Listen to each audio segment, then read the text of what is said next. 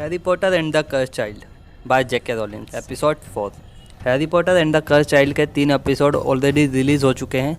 अगर आपने उन्हें नहीं देखा है तो प्लीज़ पहले उन्हें देखें, इसके बाद में इस वीडियो को कंटिन्यू करें। So now without wasting any time let's start the video. Episode 4 की शुरुआत होती है एक ड्रीम सीक्वेंस के साथ में, जहाँ एक चट्टान पर झोपड़ी है। बाहर एक बड़ा धमाका होता है, फिर जोरदार धड़ाम की आवाज़ आती है। डडली, पेटूनिया आंटी और वर्नॉन अंकल पलंग के पीछे छुपे हुए हैं। डडली कहता है मम्मी यह मुझे बिल्कुल पसंद नहीं है। पेटूनिया आंटी कहती है मैं जानती थी कि हमने यहाँ आकर बहुत बड़ी गलती कर दी है। वर्नॉन हम कहीं नहीं छुप सकते, लाइट हाउस भी बहुत दूर है। वर्नॉन अंकल कहते हैं ठहरो, यह जो भी है अंदर नहीं आ रहा है। पेटूनिया आंटी कहती है हम शापित हैं, उसने हमें शाप दिया है। वह छोटे हैरी को देखते हुए कहती है यह सब तुम्हारी गलती है। छोटा हैरी झिझक जाता है जब वर्नॉन अंकल अपनी राइफल निकालते हैं। वर्नॉन अंकल कहते हैं तुम जो भी हो, मैं तुम्हें चेतावनी दे रहा हूँ, मेरे पास हथियार है। तभी एक जोर का धमाका होता है और दरवाजे के कब्जे उखड़ जाते हैं। दरवाजे पे हेड्रिक खड़ा है, वह उन सबको देखता है। हेड्रिक कहता है कोई एक कप चाय पिलाएगा? सफ़र आसान नहीं था। डडली कहता है उसे तो देखो। वर्नॉन अंकल कहते हैं पीछे हटो, मेरे पीछे पेटूनिया, मेरे पीछे डस्ली, मैं जल्द ही इस बजट बट्टू को देखता हूँ। हैग्रिड कहता है बजट बट्टू? वह वर्नॉन अंकल की बंदूक को पकड़ता है और कहता है कुछ अरसों से इसे देखा नहीं। वह बंदूक का एक सिरा मोड़ता है और उसकी गांठ बना देता है और उसका ध्यान भटक जाता है। उसने छोटे हैरी को देख लिया है। Harry Potter. छोटा हैरी कहता है हेलो। हैग्रिड कहता है आखिरी बार जब तुम्हें देखा था तो तुम बहुत छोटे थे, तुम अपने डैडी जैसे दिखते थे, लेकिन तुम्हारी आँखें मम्मी जैसी हैं। छोटा हैरी कहता है आप मेरे मम्मी डैडी को जानते हो?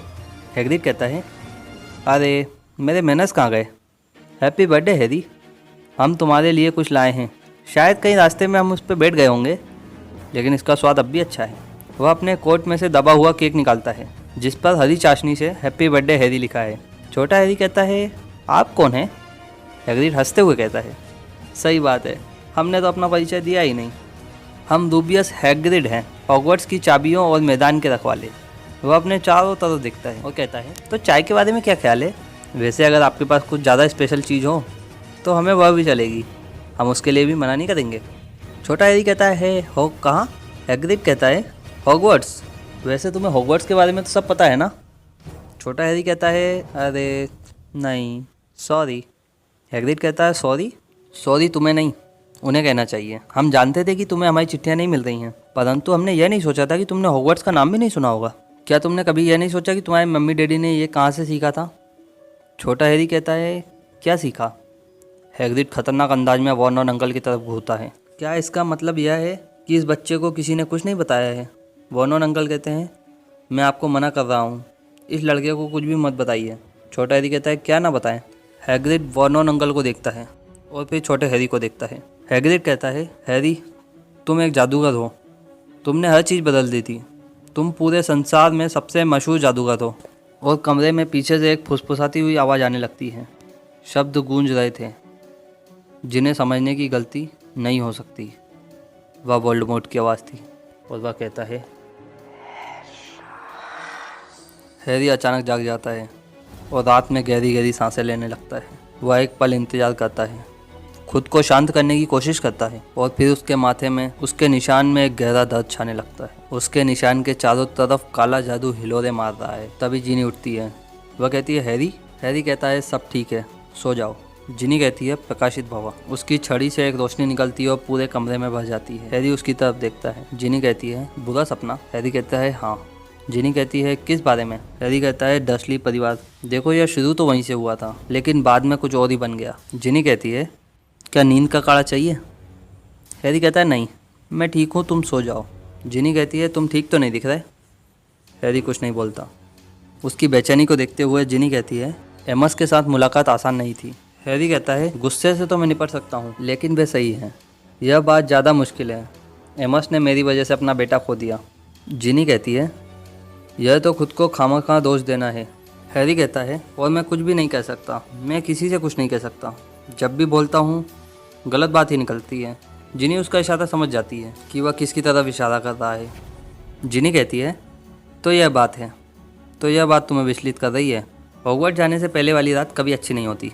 अगर आप हॉगवर्ट्स नहीं जाना चाहते हो तो एल को कंबल देने की कोशिश वैसे कोशिश अच्छी थी। हैरी कहता है इसके बाद भी सब गड़बड़ होता चला गया। मैंने कुछ ऐसी बातें कह दी। जिनी कहती है मैंने सुन ली थी। हैरी कहता है तुम फिर भी मुझसे बात कर रही हो। जिनी कहती है क्योंकि मैं जानती हूँ कि जब सही समय आएगा तुम माफ़ी मांग लोगे, कि तुम्हारे कहने का सचमुच में वह मतलब नहीं था। तुमने जो कहा उसमें दूसरी बात छिपी थी। तुम उसके साथ ईमानदार हो सकते हो, उसे बस इसी की ज़रूरत है। हैरी कहता है काश वह जेम्स और लिली की जैसा होता। जिनी कहती है शायद इतनी ईमानदारी भी नहीं। हैरी कहता है कि मैं उसके बारे में कुछ नहीं बदलना चाहता, लेकिन बाकी दोनों को मैं समझ सकता हूँ। जिनी कहती है एल्बस अलग है तो क्या अच्छी बात नहीं है? और वह समझ जाता है तुम जानते हो कि तुम जब अपनी हैरी पॉटर वाली भूमिका में आ रहे हो वह तुम्हारा असली रूप देखना चाहता है। हैरी कहता है सत्य एक सुंदर और भयंकर चीज़ है, इसलिए इसके साथ बहुत सावधानी से पेश आना चाहिए। जिनी उसकी तरफ देखती है हैरानी से। जिनी कहती है किसी बच्चे से यह कहना अजीब बात है। हैरी कहता है तब नहीं जब आप यह मानते हो कि संसार को बचाने के लिए उस बच्चे को अपनी जान देनी होगी। हैरी एक बार फिर हाँफता है और वह सब करता है जो वह अपना माथा न छूने के लिए कर सकता था। जिनी कहती है हैरी क्या गड़बड़ है? हैरी कहता है मैं ठीक हूँ, मैं तुम्हारी बात सुन रहा हूँ, मैं कोशिश करूँगा। जिनी कहती है क्या तुम्हारे निशान में दर्द हो रहा है? हैरी कहता है नहीं मैं ठीक हूँ, अब अंधेरा करो, थोड़ा सो लेते हैं।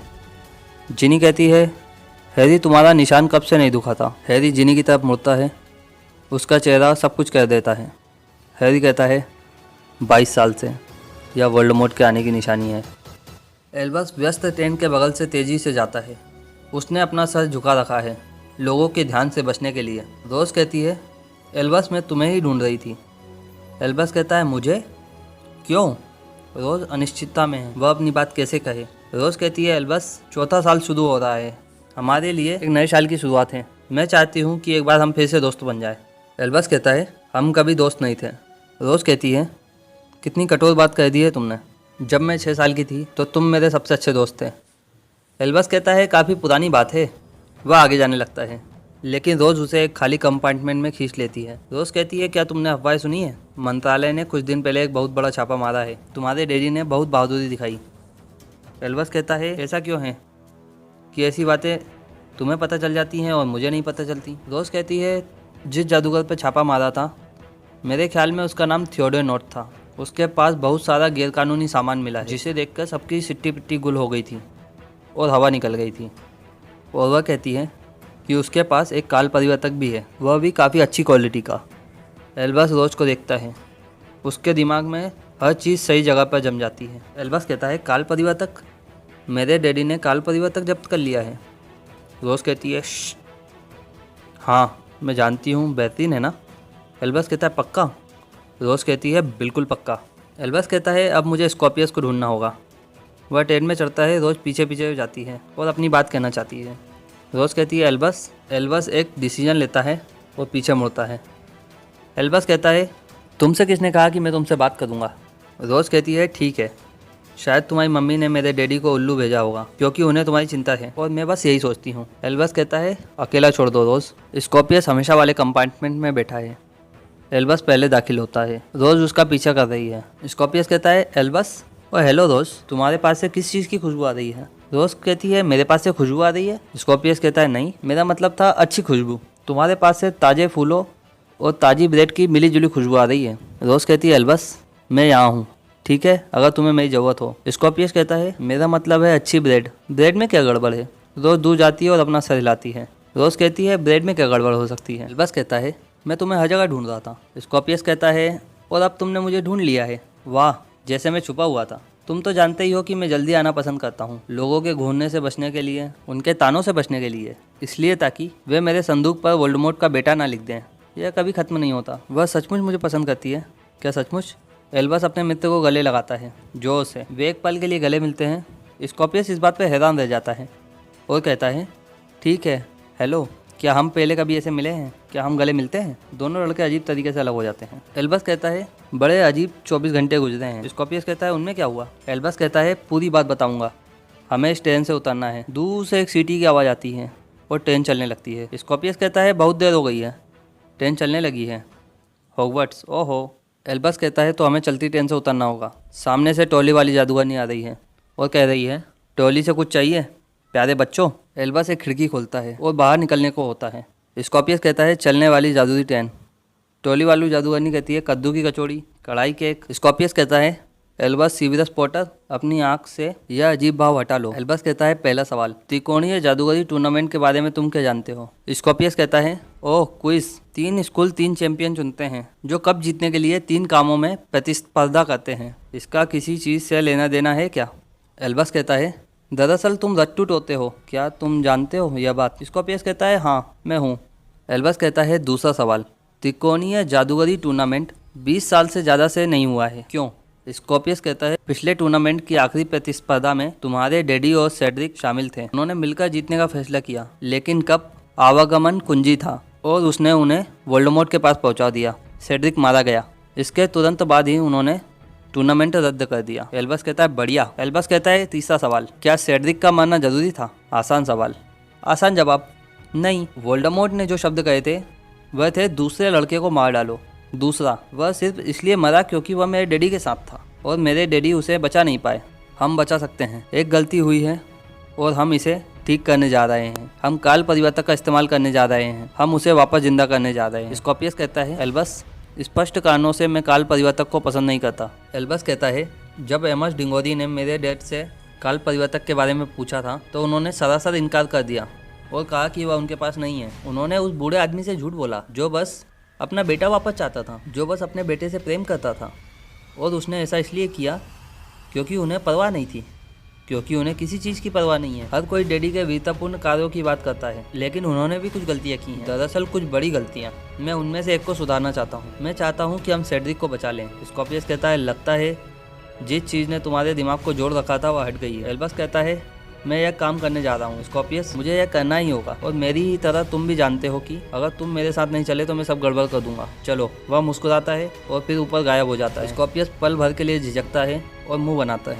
लेकिन वह जानता है कि उसे क्या करना है। वह भी ऊपर चला जाता है और एल्बस के पीछे गायब हो जाता है। दोनों हॉगवर्ट्स एक्सप्रेस के छत पे हैं। हवा चारों तरफ से सीटी बजाती है और हवा काफ़ी खुकार चल रही है। एल्बस और डरा हुआ स्कॉर्पियस ट्रेन की छत पे खड़े हैं। स्कॉर्पियस कहता है, ठीक है, अब हम ट्रेन की छत पे आ गए हैं। यह तेज है, यह अनुभव डरावना है, बेहतरीन है। मुझे लगता है कि जैसा मैंने अपने बारे में कुछ सीखा है, तुम्हारे बारे में भी सीखा है। लेकिन एल्बस कहता है, जैसा मेरा अनुमान है, हम जल्दी पुल के पास पहुंच जाएंगे और वहां से saint Oswald home for all witches and wizards तक थोड़ी दूर पैदल चलना होगा। स्कॉर्पियस कहता है, क्या? तो जिंदगी में पहली बार बगावत करने के लिए मैं तुम्हारे जितना ही उत्साहित हूँ। हाँ, ट्रेन की छत, मजे। लेकिन अब स्कॉर्पियस कोई ऐसी चीज़ देख लेता है जो वह नहीं देखना चाहता। बस कहता है, अगर हमारे गद्दी मंत्र ने काम नहीं किया तो हम पानी में कूद जाएंगे। स्कॉर्पियस कहता है, एल्बस, टोली वाली जादूगर। एल्बस कहता है, तुम्हें सफ़र के लिए नाश्ता चाहिए? स्कॉर्पियस कहता है, नहीं। एल्बस, टोली वाली जादूगरनी हमारे पास आ रही है। एल्बस कहता है, नहीं, वह कैसे आ सकती है? हम ट्रेन की छत पे हैं। स्कॉर्पियस एल्बस को सही दिशा में इशारा करता है। अब वह भी टोली वाली जादूगरनी को देख सकता है जो निर्लिप्त भाव से करीब आ रही है, अपनी टोली को दिखाते हुए। टोली वाली जादूगरनी कहती है, टोली से कुछ चाहिए प्यारे बच्चों? कद्दू की कचौड़ी, चॉकलेट, मेंढक, कढ़ाई केक। एल्बस कहता है, ओह। टोली वाली जादूगरनी कहती हैं, लोग मेरे बारे में ज़्यादा नहीं जानते। वे मेरी कढ़ाई केक खरीदते हैं, लेकिन दरअसल कभी मुझ पर गौर नहीं करते। मुझे याद नहीं है कि आखिरी बार किसी ने मेरा नाम कब पूछा था। एल्बस कहता है, आपका नाम क्या है? टोली वाली जादूगरनी कहती है, मैं भूल गई। मैं तो तुम्हें बस इतना बता सकती हूँ कि जब हॉगवर्ट्स एक्सप्रेस पहली बार चली थी तो ओट्टेलाइन गेम्बोल ने खुद मुझे यह नौकरी दी थी। स्कॉर्पियस कहता है, यह तो 190 साल पुरानी बात है। तुम यह काम 190 साल से कर रही हो। टोली वाली जादूगरनी कहती है, इन हाथों ने 60 लाख से ज़्यादा कद्दू की कचौड़ी बनाई है। मैं उनमें काफ़ी निपुण हूँ, लेकिन लोगों ने मेरी कद्दू की कचौड़ी की खासियत पर गौर नहीं किया कि यह इतनी आसानी से किसी दूसरी चीज़ में कैसे बदल जाती है। वह एक कद्दू की कचौड़ी उठाती है और इसे किसी हथगोले की तरह फेंकती है। इसमें विस्फोट हो जाता है और कहती है, और तुम्हें यकीन नहीं होगा कि मैं चॉकलेट मेंढक से क्या कर सकती हूँ। कभी नहीं होगा। क्या मैंने किसी को अपनी मंजिल पर पहुँचने से पहले इस ट्रेन से नीचे उतरने दिया है? कुछ ने कोशिश की थी। सीरियस ब्लैक और उसके दोस्त फ्रेड और जॉर्ज बीजली ने, सभी नाकाम रहे, क्योंकि यह ट्रेन यह पसंद नहीं करती कि लोग इसके बीच में से उतर जाए। टोली वाली जादूगरनी के हाथ बहुत नुकीली कीलों में बदल जाते हैं और वह मुस्कुराती है और कहती है, तो कृपया बाकी की यात्रा अपनी सीट पर दोबारा बैठ जाओ। एल्बस कहता है, तुमने सही कहा था स्कॉर्पियस, यह ट्रेन जादूई है। स्कॉर्पियस कहता है, इस पल मुझे सही होने में कोई मज़ा नहीं आ रहा है। एल्बस कहता है, लेकिन मैं सही था पुल के बारे में। वहाँ नीचे पानी है, गद्दी मंत्र को आजमाने का समय। स्कॉर्पियस कहता है, एल्बस, यह खराब विचार है। एल्बस कहता है, ऐसा क्या? वह एक पल को झिझकता है, लेकिन फिर एहसास होता है कि झिझकने का समय निकल चुका है अब बहुत देर हो चुकी है। 3, 2, 1। नरम गद्दी कहते हुए और यह मंत्र पढ़ते हुए वह कूद जाता है। स्कॉर्पियस कहता है एल्बस, एल्बस। वह हताशा में अपने मित्र को नीचे गिरते देखता है। वह उसके पास आती टोली वाली जादूगरनी को देखता है। जादूगरनी के बाल उड़ रहे हैं, उसकी कीलें खास तौर पर नुकीली हैं। देखो, हालांकि आप मज़ेदार दिख रही हो, लेकिन मुझे अपने दोस्त के पीछे जाना होगा। वह अपनी नाक दबाता है, एल्बस के पीछे कूद जाता है। कूदते हुए मंत्र पढ़ता है, नरम गद्दी।